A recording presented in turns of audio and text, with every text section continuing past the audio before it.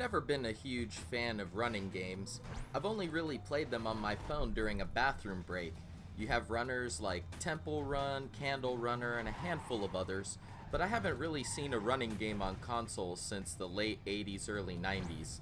I guess you could say Mirror's Edge is a runner, though there's no goal line unless you're doing the time trials. The last true runner that I can really remember is 3D World Runner for the NES.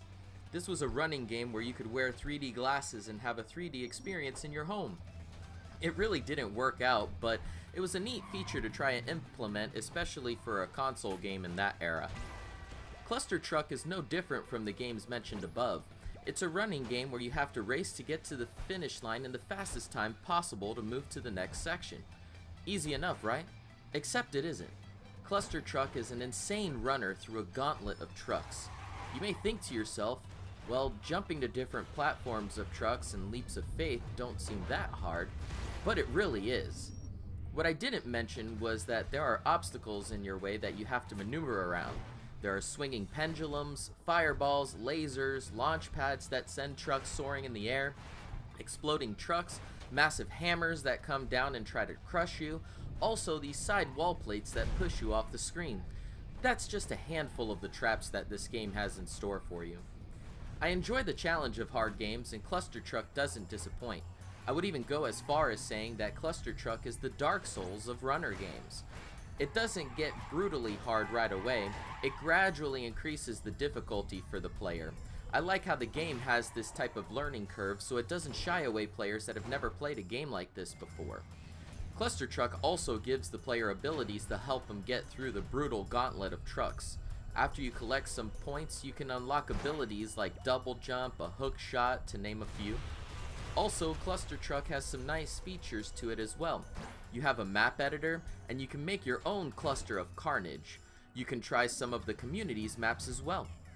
There are also a Twitch feature that, when it's enabled, allows the chat to decide your fate. The viewers can vote to either help you on your way, or just make it brutally difficult for you. Voters can give you big trucks, small slim trucks where if you don't land perfectly you fail.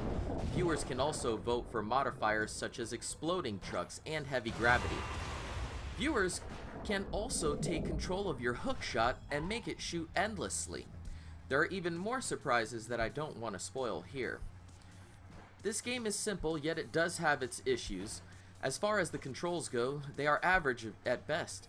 There are times where you are holding down jump to get high elevation and it doesn't read that you're holding down the spacebar. It seems like it will only let you get a small jump at times. This control issue has caused me to die quite often. Precision is everything in this game, especially if you're going against a ghost. You want to gain momentum and do a high jump, but yet you fail because of the input delay. When you're doing leaps of faith to land on faraway trucks, or if you are plummeting from a high perch, even if you line it up perfectly, you seem to slide off of the truck.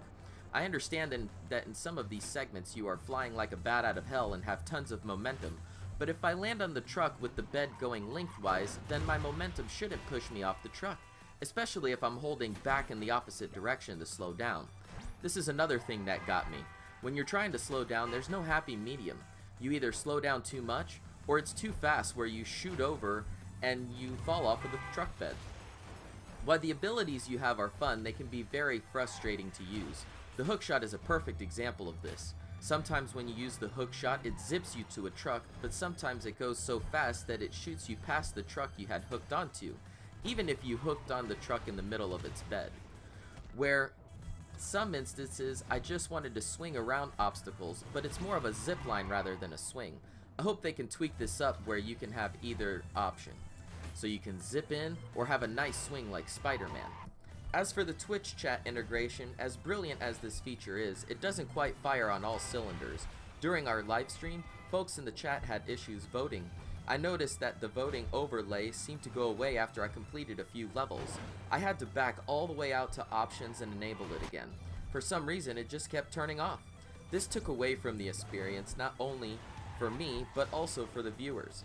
I can understand that if the voting gets disabled because it's just too damn hard at times to let you get past the level, but it shouldn't completely disable the feature. Once you get to the next stage, the voting should continue like normal. Overall, I give this game a 8.8 out of 10. The developers over at Landfall Games have a hell of a game here. Clustertruck is a diamond in the rough. I don't think many people know about this game, but I hope that changes after today. The game is fast, frantic, and most of all a blast to play. The replay value here is very high. The game caters to just about every gamer out there.